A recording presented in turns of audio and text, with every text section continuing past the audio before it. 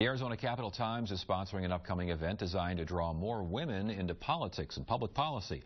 Here now is Ginger Lamb with more. She's vice president and publisher of the Arizona Capital Times. Good to see you again. Good to see you too, Ted. Thanks for being here. Before we get to the event, we got a pretty rich history of women in politics here, don't we? We do. Fab Five back in the 90s, and you know, the leadership of Arizona with a woman governor continued for almost 16 years consecutively, and now we have Michelle Reagan running the Secretary of State's office. We have Diane Douglas as Superintendent of Public Instruction, and it goes beyond that. So women have really done well in Arizona, and I think that they've set the pace for things that have happened here. And I know when we did our event back in 2012, it was timed to be right after the elections, and we had Bruce Merrill from ASU come in and talk about what happened in the elections nationally that year. And not only did women pick up spots around the country in Congress and other leadership roles, but we did pretty well in Arizona then too. You mentioned the Fab Five: Governor, Secretary of State, Attorney General, Superintendent of Public Instruction, and Treasurer. That's obviously the pinnacle there. Have the numbers, though, it seems like maybe they've steadily declined a little bit, or what do you think about that as far as state government is concerned? They've declined a little bit in terms of the overall leadership at the statewide office level, but what we've seen is gains at the state legislature, and now almost a third of the legislature is made up of women. So we have done well. Impact on policy, the impact on passing policy.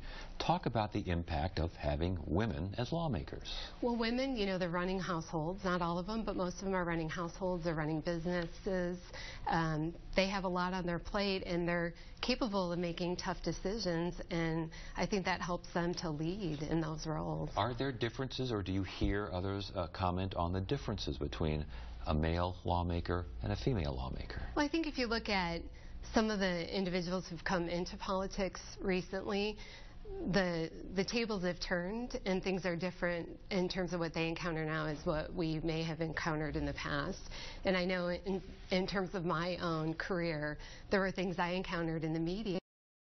The only woman in the newsroom, or you know, just when I started as a publisher with our current company, there are only 2 women publishers. So I think women have really grown, and we've assumed leadership roles, and we've shown that we can lead. As far as challenges for women in public office, I'm guessing the Old Boy Network still holds pretty strong in some arenas?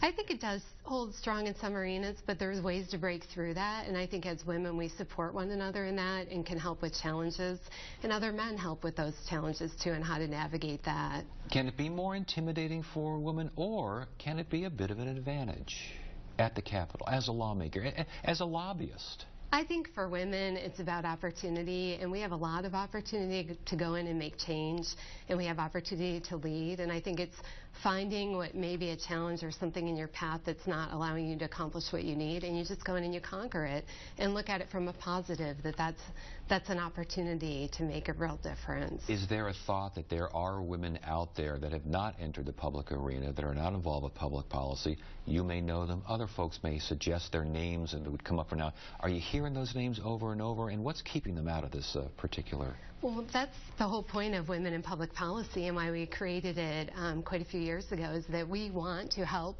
women who are in business kind of put their toe in the water at the state capitol, because I think unless you're a political wonk or you're in the public policy arena, chances are when you hear politics and government, you might think, well, that's not for me. But nowadays it affects us in what we do personally and professionally, so what we're trying to do is advocate that any woman in business, whether that's at the Capitol or you're running a bank or an educational institution, a not-for-profit corporation, you need to put your toe in the water and get involved at the Capitol and make an impact. So talk about the event now. When and where, and what exactly will go on? Well, the event is November 18th at the Phoenician, and we start in the morning with registration and networking. We have a keynote at 9 o'clock by Secretary of State Michelle Reagan, and then we have 2 panel discussions. Our first panel is on education.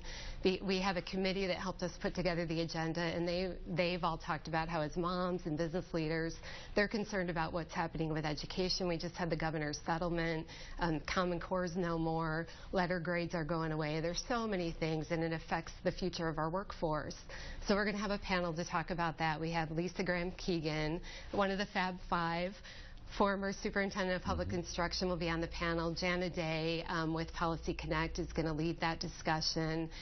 We have the superintendent of public instruction, Diane Douglas, is going to be part of that. Stacy Morley from AEA. And we also have a couple of other individuals. And then the second discussion is going to be led by Kathy Sensman from Policy Development Group. And we're going to talk about leadership and advocacy. You know, what are the tools that you need to succeed at the legislature? What types of advice are helpful? What if you're at point A and you want to go to point B? How do you get there, whether that's advancing in your career or maybe taking a hiatus and doing something else, or maybe it's, hey, I want to run for public office. So we're hoping that we're going to accomplish that and have the attendees leave with a lot of knowledge. I would imagine networking will be a major focus of conversation on all panels and in all discussions. Right. Talk about the importance, especially for women now, and networking. Networking's huge because this event, I'm always amazed. We have between 200 and 300 people from across the state that attend. And typically when I look at lists of who's attending Arizona Capital Times event, 9 times out of 10, I know most of them. Women in public policy, there's always women who I have not met. So for me and all of the team at the Capital Times, it's a great opportunity for us to network too. But if you come to the event, you're going to meet women from across the state of Arizona that are in policy, whether it's at the municipal level or the state level, and you're going to meet women who are running corporations. So if someone's watching right now and she's thinking, you know, I'm more interested in this, I'd like to go down there, what do you expect her to take from the event? What do you want people to take from the event? Well, what we want people to come to the event and see is obviously, you know, meet people who are in positions that are influencing what's happening in state government. We want people to network, meet those people. We want you to be educated and walk away realizing that I can get involved and I can have an impact and make a real difference. All right. November 18th? November 18th, and don't forget we have a fashion show over lunch and a fireside chat with Governor Jan Brewer that will be done by Jessica Pacheco from APS. And we'd love to have you as one of our male models for the event if you'd be interested. I tell you what, I will get back to you on that. Okay. Maybe on the 19th. How's that? I think I'll be reaching out before then. It's good to see you again.